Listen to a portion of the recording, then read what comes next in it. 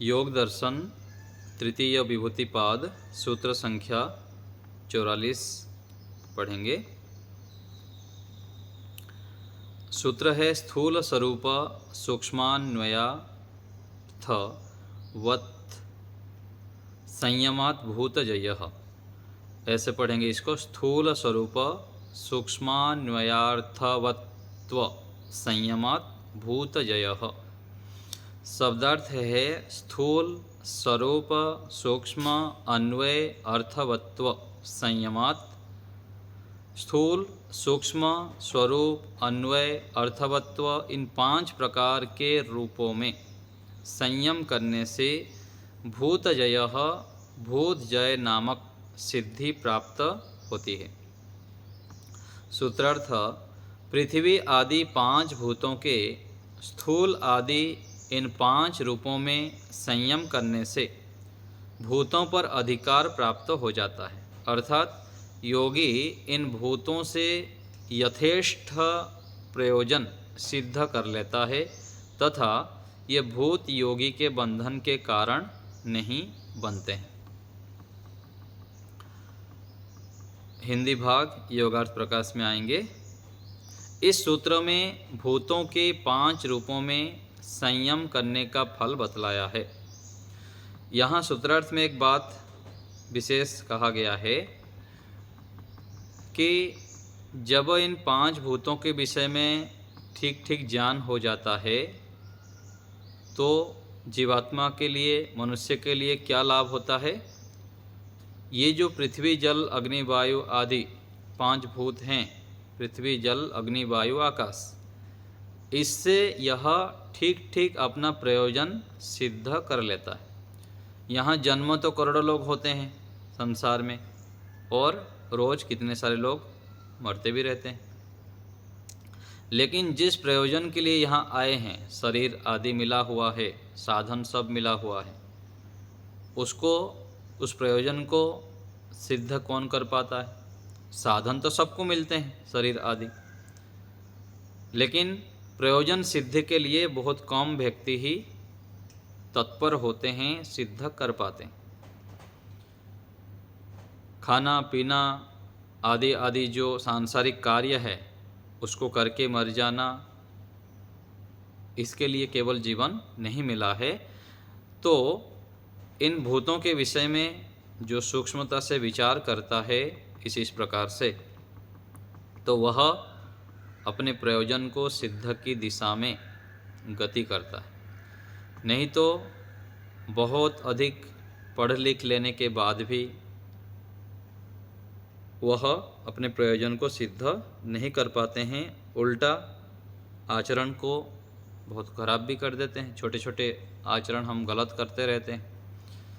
तो पहले भी मैं आपको संकेत किया था कि जो भारतीय गुरुकुल परंपरा है वो श्रेष्ठ इसीलिए रहा है और इसीलिए इस परंपरा को तोड़ दिए विदेशी तंत्र जो आए बीच में, क्योंकि यदि गुरुकुल में व्यक्ति पढ़ ले, श्रेष्ठ परंपरा से गुजर जाए, तो वह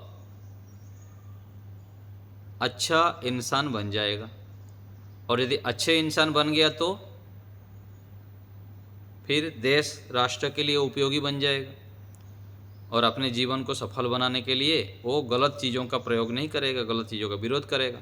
तो जो पाखंडी लोग हैं अथवा जो विदेशी लोग हैं जो आज कई लाख करोड़ रुपया भारत से लूट के लेते हैं, क्या कहा मैं, कई लाख करोड़, केवल थोड़ा बहुत करोड़ नहीं है।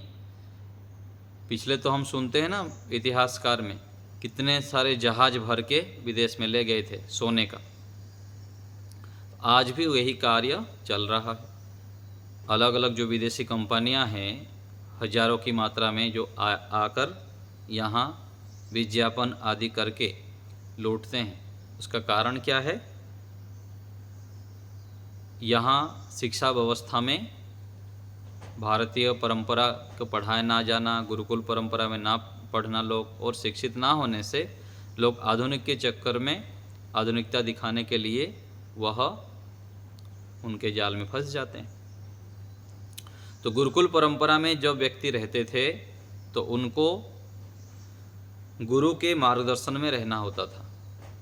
बार बार उनको टोका जाता था कि ये करना है, ये नहीं करना है, क्योंकि मनुष्य जो होता है स्वाभाविक रूप में उसकी चेतना जो है निम्न की ओर जाता रहता है।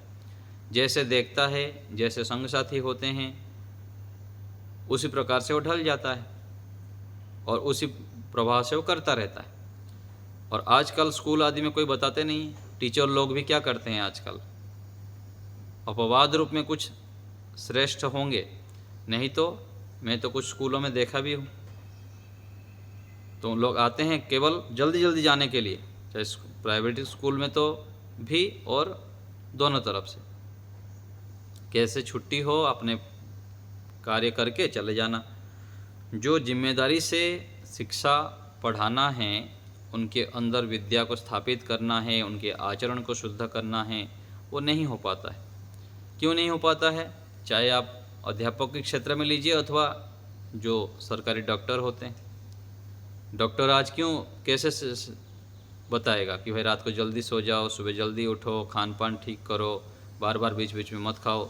वो स्वयं डॉक्टर ही तंबाकू खाते हैं, सिगरेट पीते हैं, शराब पीते हैं, उनका ही संयमित जीवन नहीं है, तो बताते नहीं थे। और जो श्रेष्ठ वैद्य होते हैं उन लोग आज भी सलाह करते हैं। कुछ दिन पहले वैद्य के पास जाना हुआ किसी को लेके, तो सीधा बता दिए जाते हैं आपको केवल दाल रोटी ही खाना है, तब ये दवाई काम करेंगे।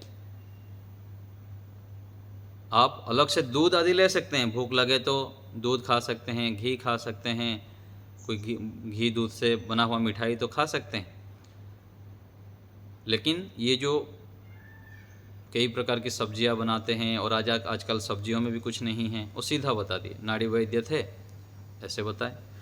तो जो श्रेष्ठ वैद्य होते हैं वो बहुत पीढ़ी बाई पीढ़ी से उनके वैद्यगिरी चलता है, वो वैद्य हैं, और बहुत लोग उनके पास दूर दूर से आते हैं और बहुत सरल जीवन जीते हैं वो भी। तो जो नियमों का पालन करते हैं वो दूसरे को नियम बता सकते हैं, सिखा सकते हैं, उसमें चला सकते हैं। तो गुरुकुल शिक्षा में यह होता रहा कि गुरु आचार्य स्वयं उस पर चलते रहें। रात को जल्दी सो जाते हैं, सुबह जल्दी उठते हैं, ध्यान में बैठते हैं, नियमों में चलते हैं, व्यायाम करते हैं, तो फिर विद्यार्थियों को भी ऐसे कर पाते थे। तो मनुष्य के अंदर जो जन्म जन्मांतरों से प्रवाह से जो क्रियाएं, उठना, बैठना, सोचना आदि, वो कैसे सुधरेगा? कोई यदि बार बार टोके ना, बताए ना कि ऐसे मत करो, ऐसे मत करो, ऐसे करना नहीं चाहिए, तब जाके सुधार होता है। तो इसलिए हमको भी ऐसे संकल्प करना चाहिए कि कुछ दिन जाके गुरुकुलों में रहना, गुरुकुल वातावरण में रहना। गुरुकुल वातावरण रहने से क्या होगा? विद्यार्थियों को डांट पड़ेगा तो उसके साथ साथ हम भी सीख लेंगे, क्योंकि बड़े होने के बाद व्यक्ति अकड़ जाता है। मान लीजिए कोई अधिक शिविर करने लग गया, अधिक पढ़े लिखा है, तो इसको सीधा सीधा यदि बताया जाए तो वो फिर कष्ट होता है। अथवा कोई बताएगा भी नहीं, बड़े पदवी में मान लीजिए हम पहुंच गए, बड़ी आयु के हो गए, कोई बताएंगे नहीं। और गुरुकुलीय माहौल में रहेंगे तो, शिविरों में जाएंगे तो वहाँ पर प्रत्यक्ष परोक्ष रूप में हमको बताया जाता है छोटे छोटे दोषों को, तब हमको सीखने में सरलता होती है। तो जीवन के श्रेष्ठता गुरुकुलों में होता रहा है और आज भी वो परंपरा किसी न किसी रूप में चल रहा है। तो हमें भी इन शिविरों में, गुरुकुलों में जाना चाहिए और लाभ उठाना चाहिए। तो आते हैं हम सूत्र पे। तो इस सूत्र में भूतों के 5 रूपों में संयम करने का फल बतलाया है। भूतों के 5 रूप। भूतों का प्रथम रूप है इन पृथ्वी आदि में रहने वाले आकार आदि धर्मों सहित शब्द आदि विशेष स्थूल शब्द के द्वारा कहा गया है।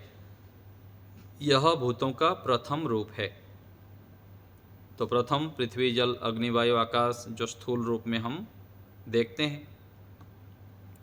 भूतों का दूसरा रूप है सामान्य मूर्ति, भूमि अर्थात भूमि का धर्म है कठोरता, स्नेह जल का धर्म है, उष्णता अग्नि का धर्म है, वायु का जल है गति करना, आकाश का सर्वत्र व्याप्त होना, यह स्वरूप शब्द से कहा गया है। शब्द से ये कहा गया है। इन सामान्य शब्द आदि विशेष धर्म हैं। इसी प्रकार से यह कहा गया है कि यह सामान्य में समन्वित होने से इन सामान्य पृथ्वी आदि का शब्द आदि धर्मों से स्वरूप स्पष्ट होता है। समान रूप से हम देखते हैं अग्नि प्रज्वलित हो रही है, वायु बह रही है, अर्थात अन्य पदार्थों से पृथक जाना जाता है।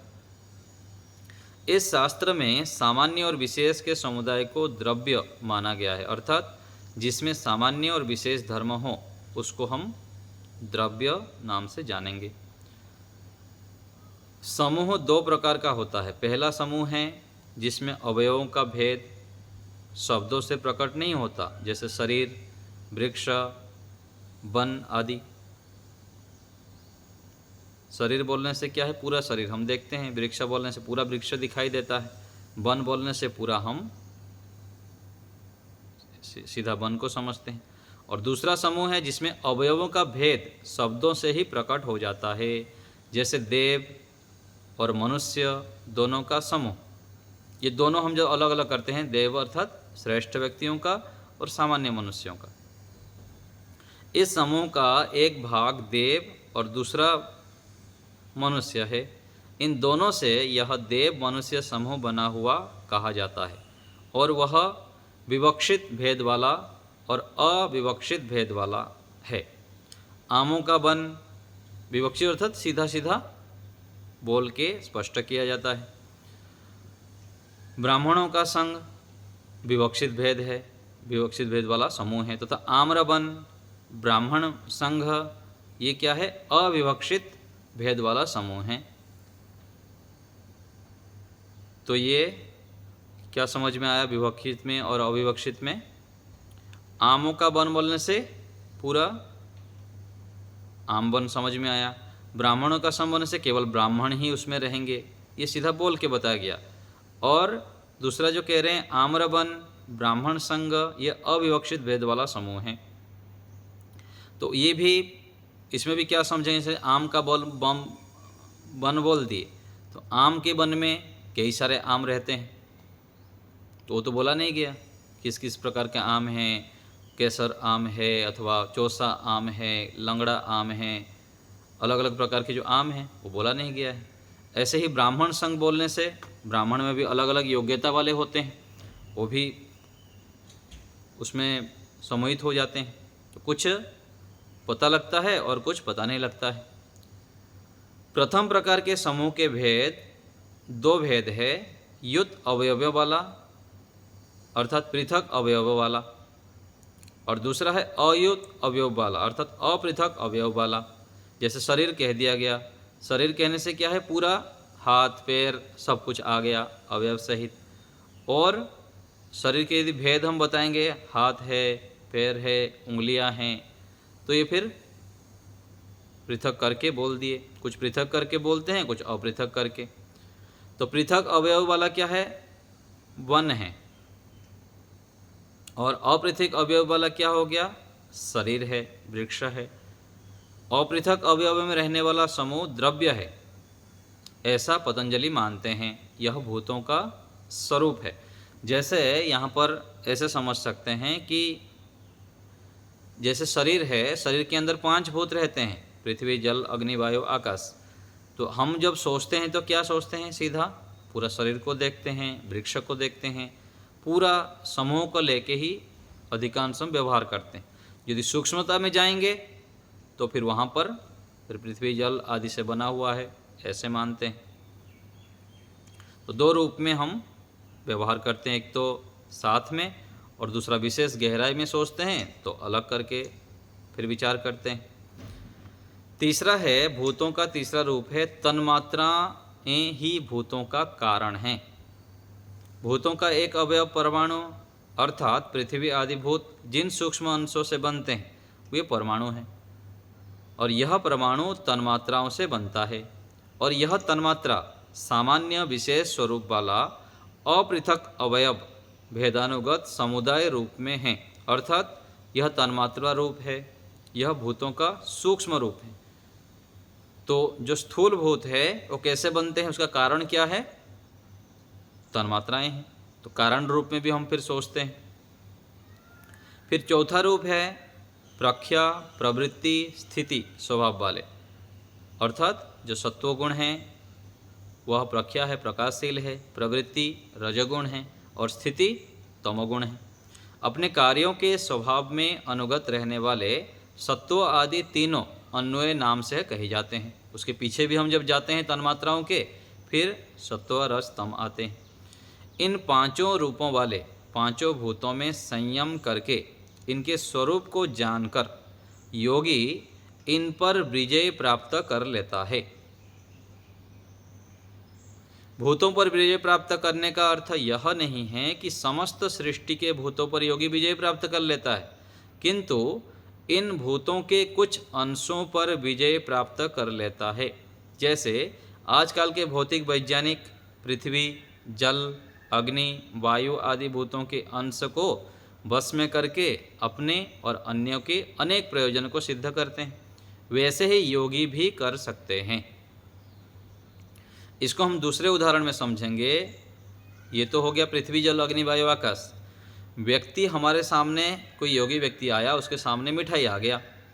सामान्य व्यक्ति क्या करेगा? बढ़िया, बहुत बढ़िया मिठाई आ गया, खा के मज़ा आ गया बोलेगा, सुखी हो जाता है और फिर से दूसरे बार फिर से उसमें फंसता है। लेकिन योगी व्यक्ति क्या करता है? उसके पीछे जाता है।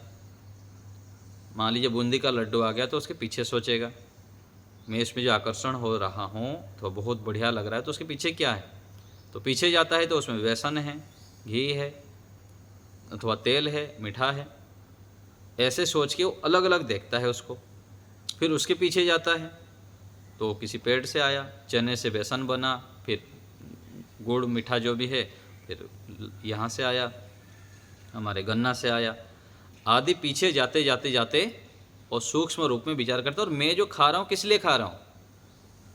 केवल सुख लेने के लिए अथवा प्रयोजन सिद्ध के लिए।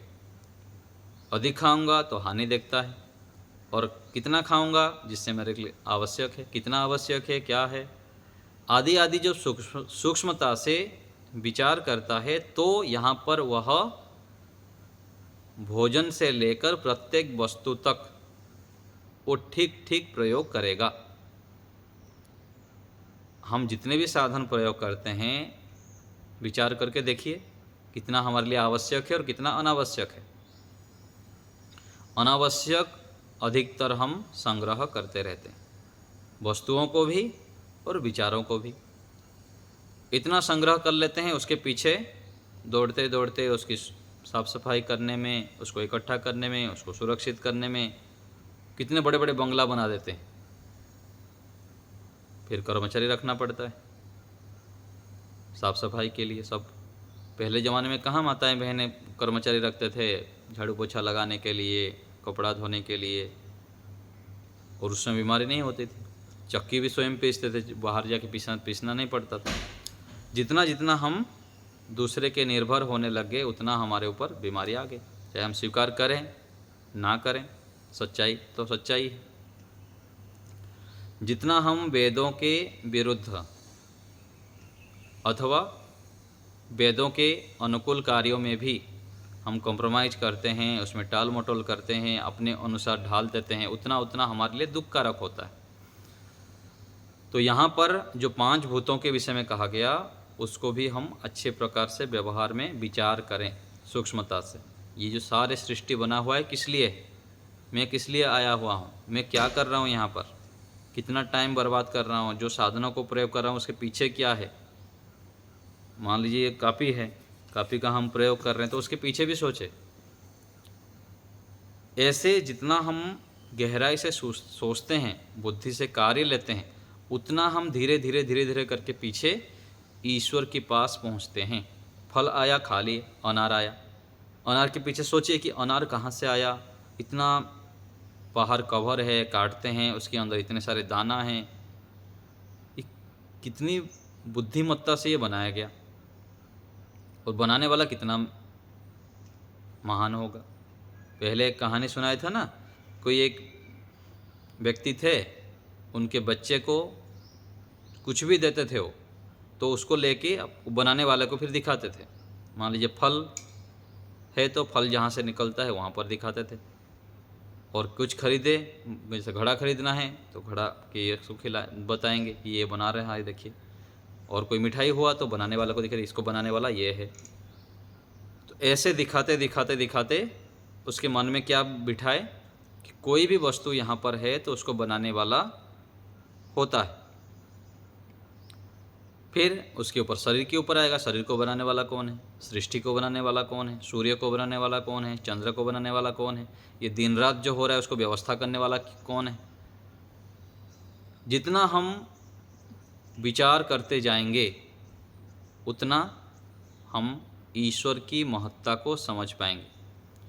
और ध्यान में बैठकर हम क्या करते हैं, यही तो करते हैं, पूरा सरेंडर हो जाते हैं, मतलब समर्पित हो जाते हैं कि प्रभु आप इतने महान हैं। देखिए हमारे पास कान हैं, सुन लेते हैं।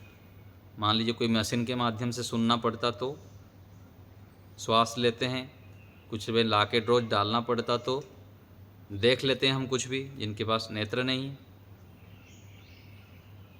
तो जितना हम शरीर के विषय में, संसार के विषय में सोचते जाते हैं उतना ईश्वर में प्रीति होती।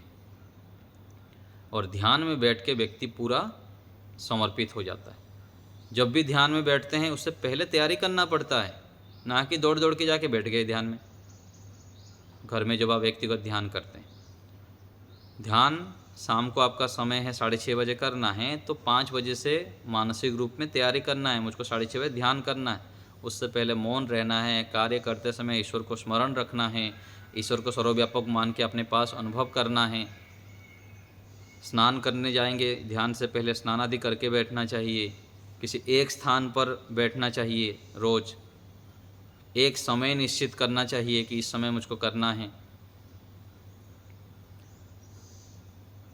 और तैयारी करना है, ध्यान से पहले तैयारी जब हम करेंगे, मान लीजिए शाम को आपको 6:30 बजे ध्यान करना है, तो भोजन आपको दोपहर को व्यवस्थित करना है, कम करना है, मात्रा से करनी है, जिससे कि पेट हल्का रहेगा तो फिर ध्यान में मन लगेगा। नहीं तो पेट भारी भारी रहा तो फिर ध्यान कैसे करेंगे। ऐसे ही सुबह ध्यान करना है हमको, तो रात्रि को भोजन कम करना पड़ेगा, मात्रा से करनी पड़ेगी, तब सुबह फिर पेट शुद्धि होगा, फिर व्यायाम आदि आसन आदि करेंगे, फिर शरीर फुर्ती हो जाएंगे, फिर ध्यान में बैठेंगे तो ध्यान ठीक से कर पाएंगे।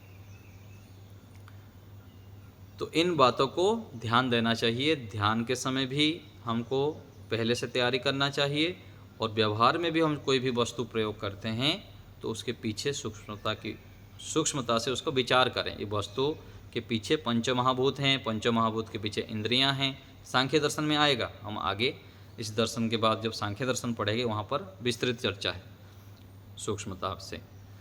तो इस प्रकार से इस सूत्र में बताया गया कि पंचभूत जो है, इसकी गहराई में हम जब सोचते हैं इन वस्तुओं को, तो उससे हमारा प्रयोजन ठीक ठीक सिद्ध होता है, सिद्ध हम कर पाते हैं। नहीं तो ऐसे ही जो वस्तु आया जैसे आया उसका हम उपयोग कर लेंगे। ठीक है, तो इस प्रकार से ध्यान देंगे, विचार करेंगे। तो आज यहीं रखते हैं। आप लोग को कुछ पूछना हो तो बताइए।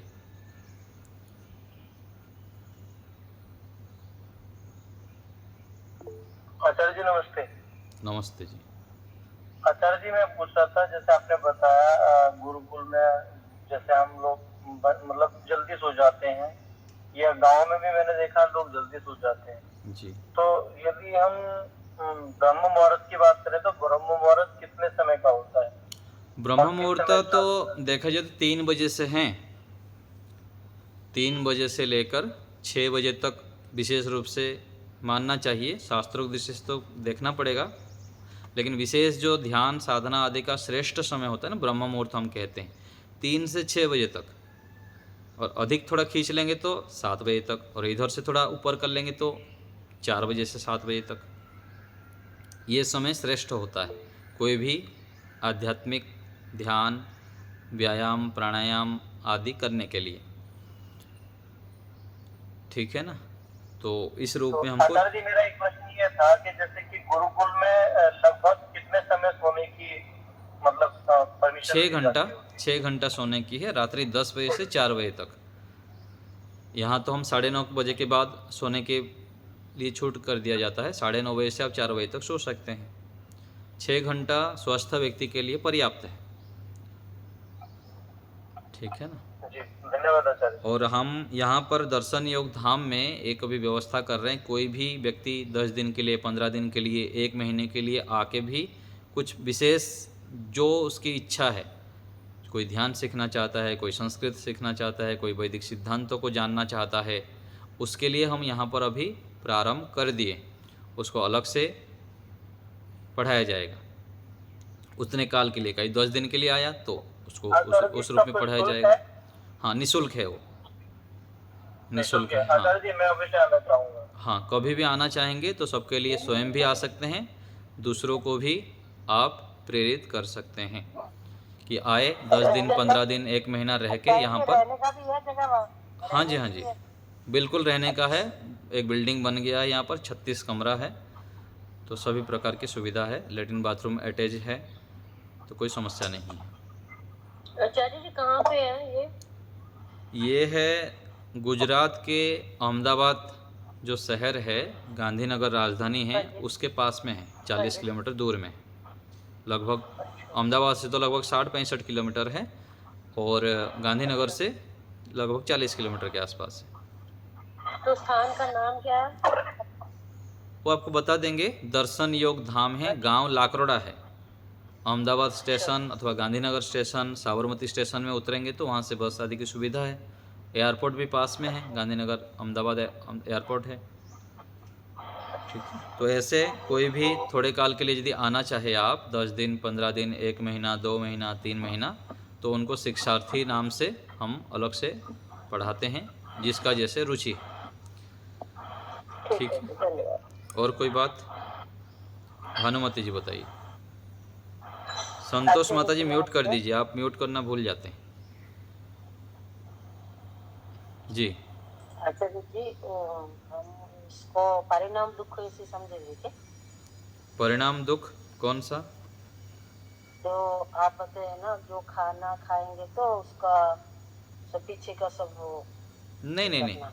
वो तो परिणाम दुख नहीं आएंगे। परिणाम दुख तो आगे आने वाला दुख जो है, मतलब भोगों को भोगने के बाद जो दुख आएगा ना, वो परिणाम दुख है। मान लीजिए मिठाई आपको 4 खाने की कैपेसिटी है आपका, इतना क्षमता है, 4 खा सकते हैं, लेकिन आप 8 खा लिए, तो उसके बाद जो दुख होगा, ये परिणाम दुख है। हाँ जी। उस दुख को पहले देख लिए, परिणाम दुख को, कि नहीं 4 से अधिक बढ़ा तो मेरे लिए हानिकारक है, ऐसे सोच लेना क्या है, परिणाम दुख को पहले जान लेना। ठीक है, और ये तो उसके पीछे के विषय को जान के गहराई से जान करना, और आगे यदि मैं अधिक भोगता हूँ तो ये दुख आएगा, इस रूप में है। सुदेशना माता जी। आचार्य जी नमस्ते। हाँ, बीच में एक सूचना दे देता हूँ, रुकिए 1 मिनट। अभी जो हमारे योग दर्शन तृतीय पाद समाप्त हो रहा है, पीछे जो परीक्षा दिए थे उसका भी मैं देखने का प्रयास करूँगा, नहीं देख पाया था। आगे इस परीक्षा के लिए भी सभी लोग तैयारी कर लेंगे, जो सीधा गूगल मीट से पढ़ते हैं अथवा जो यूट्यूब में देखते हैं।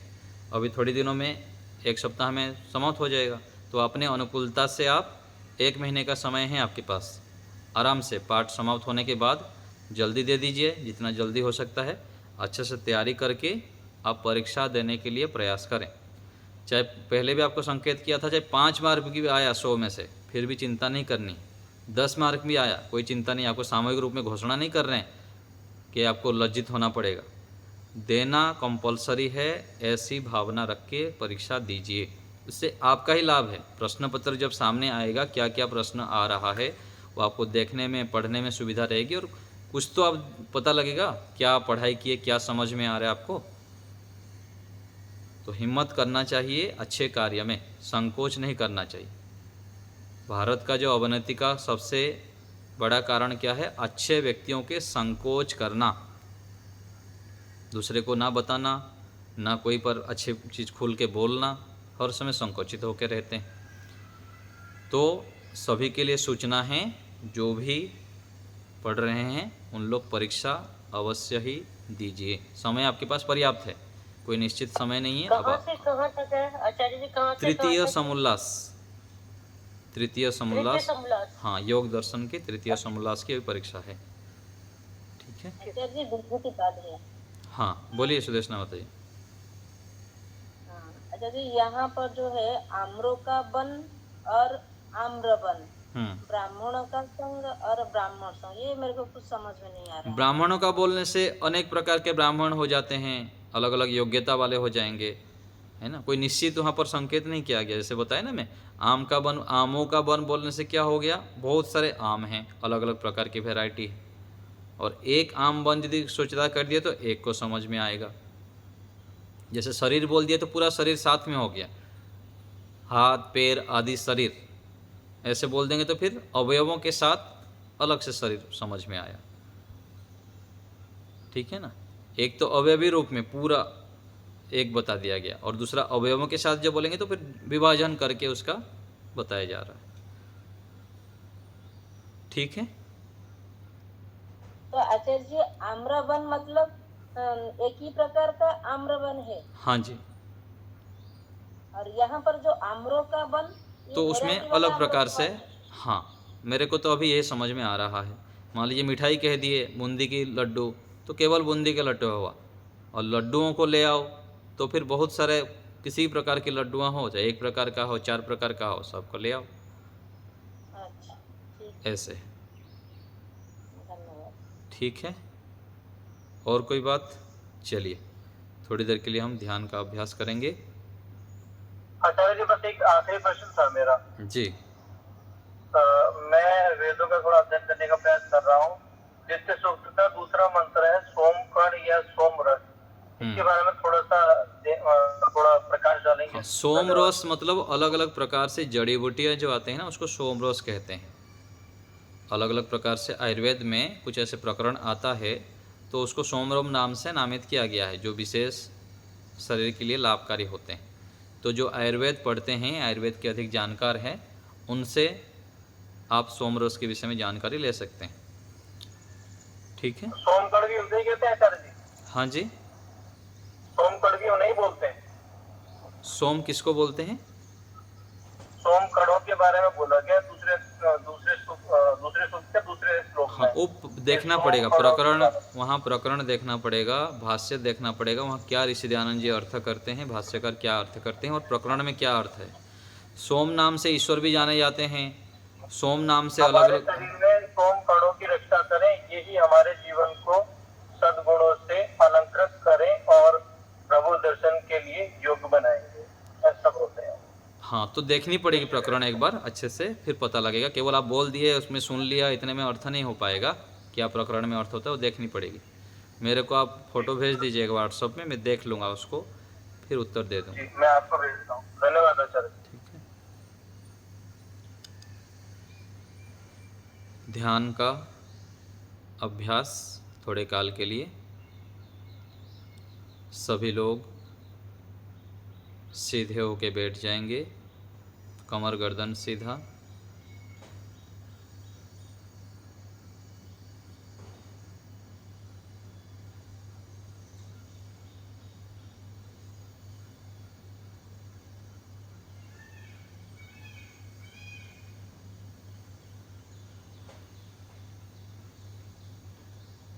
नेत्रों के सामने घनघोर अंधकार की स्थिति बनाएंगे। चारों ओर परमपिता परमात्मा की व्यापकता को अनुभव करेंगे। मैं ईश्वर के अंदर डूबा हुआ हूँ।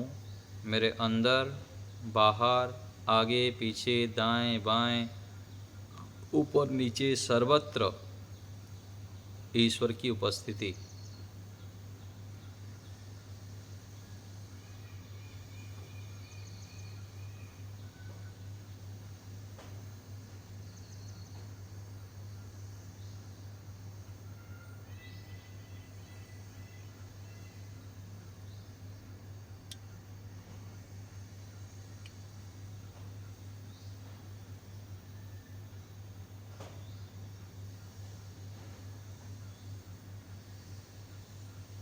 परमात्मा को संबोधित करते हुए, उनकी अनुभूति बनाते हुए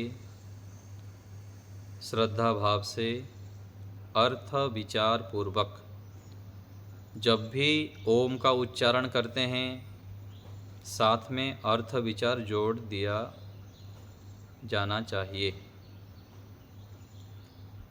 ओम का उच्चारण वाणी से करेंगे, मन में ईश्वर की कोई भी एक गुण को स्मरण करते हुए अर्थ को बार बार आवृत्ति मन में करना है। ये अभ्यास हमको बनाना है। तो हम गहरी श्वास भरते हुए 3 बार ओम का उच्चारण करेंगे, अर्थ विचार मन में रखते हुए प्रारंभ करते हैं। श्वास भरें।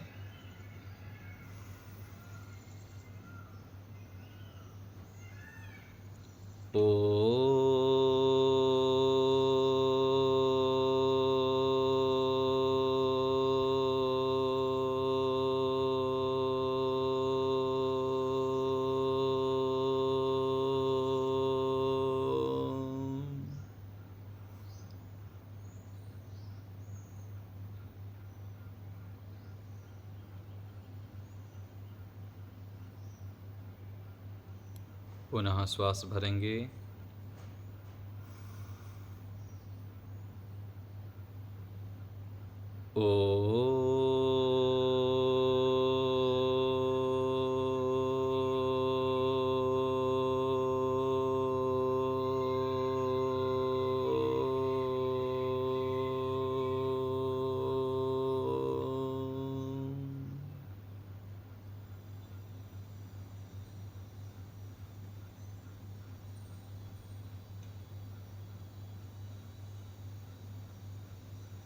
फिर से श्वास भरें।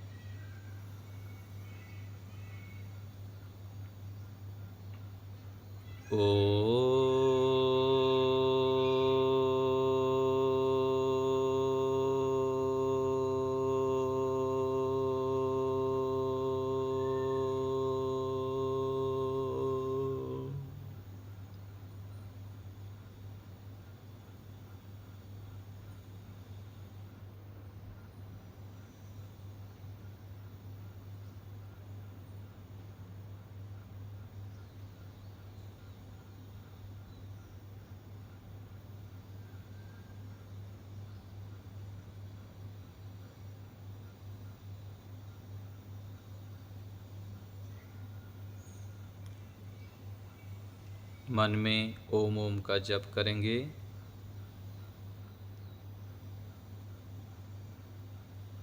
ईश्वर की अनुभूति बनाते हुए परम पिता परमेश्वर मेरे साथ विद्यमान हैं।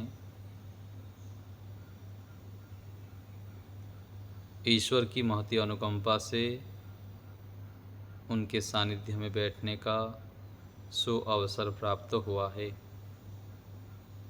कृतज्ञ भाव रखते हुए कि प्रभु आप मेरे हैं, मैं आपका हूँ।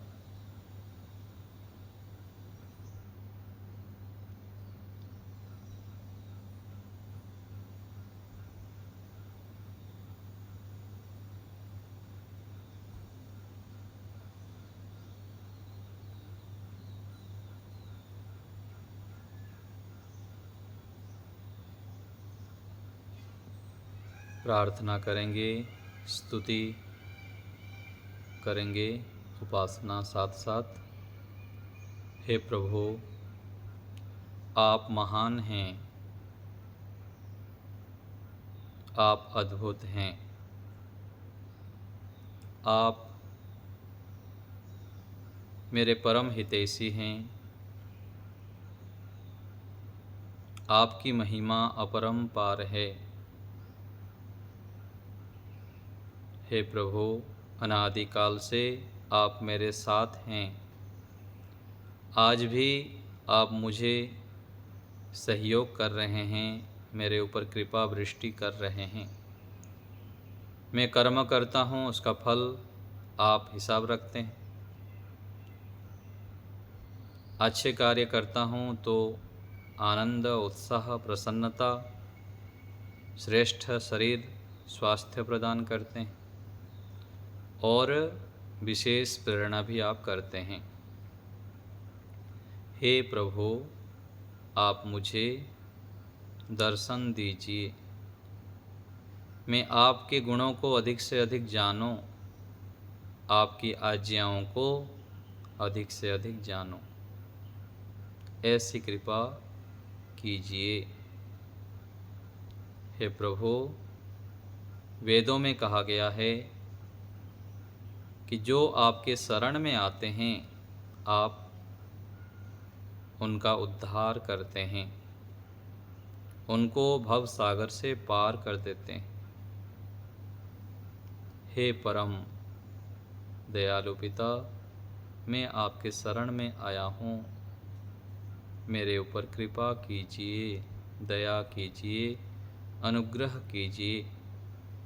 आप तो दया के सागर है, भंडार है प्रभु। मुझे निश्चय ही है कि आप अवश्य ही मेरे ऊपर कृपा करेंगे।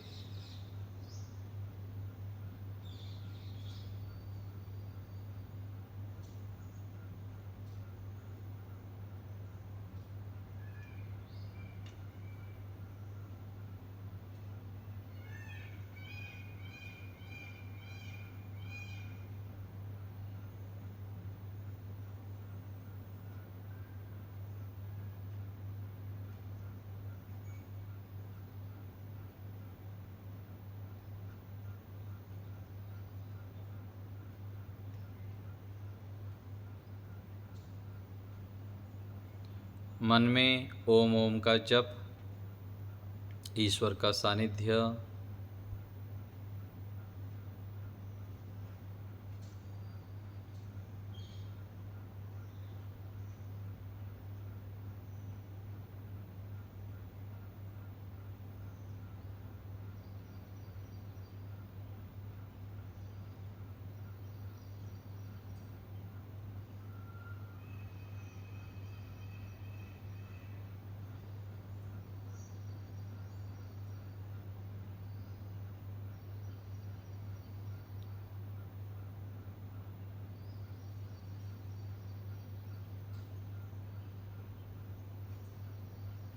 ईश्वर के गुण का निरंतर चिंतन, चारों ओर परमपिता परमात्मा की विद्यमानता को स्मरण करना, ईश्वर की सानिध्यता को अनुभव करना।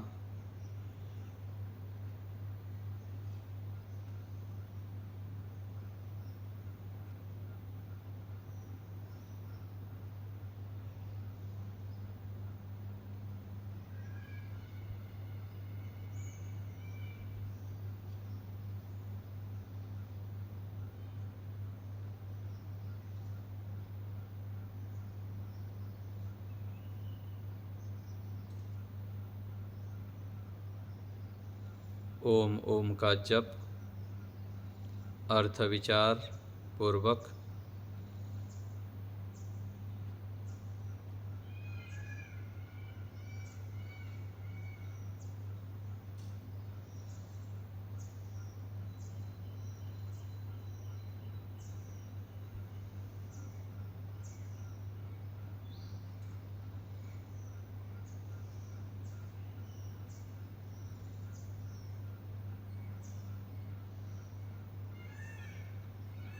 अब पुनः हम 3 बार ओम का उच्चारण करेंगे। प्रारंभ करते हैं। श्वास भरिए।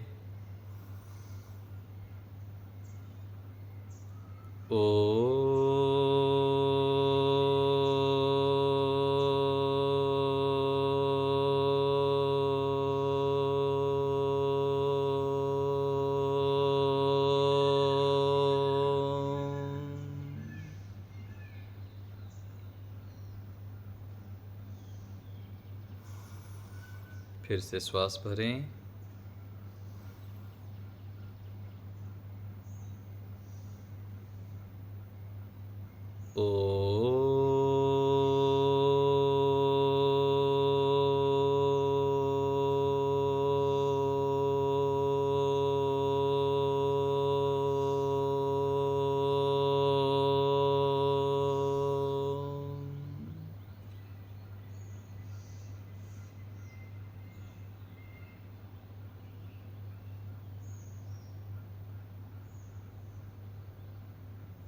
पुनः श्वास भरेंगे।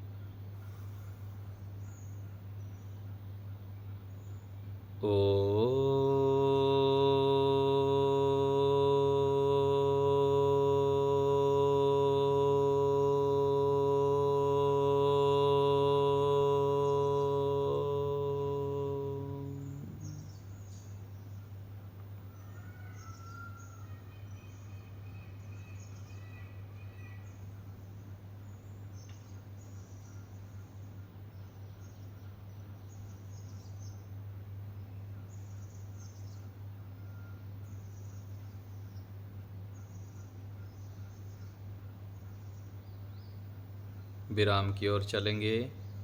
ईश्वर को धन्यवाद करेंगे। हे परमपिता परमेश्वर, आपका बहुत बहुत धन्यवाद। आपकी कृपा से हम यह श्रेष्ठ कार्य कर पाए। आप ऐसे ही हमारे ऊपर अनुग्रह करते रहें।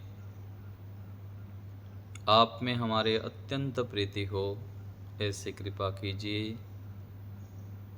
हम आपके चरणों के दास बन जाएं। आपको स्मरण रखते हुए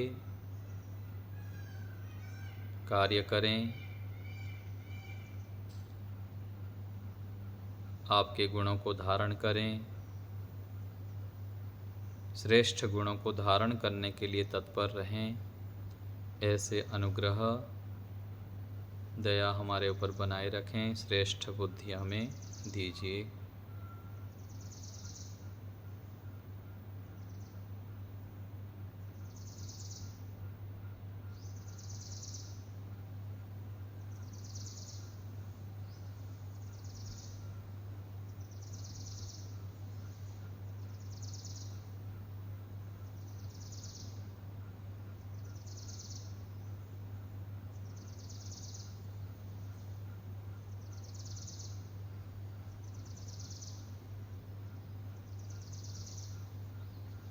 मन ही मन ईश्वर के चरणों में नतमस्तक होते हुए कृतज्ञता ज्ञापन करेंगे।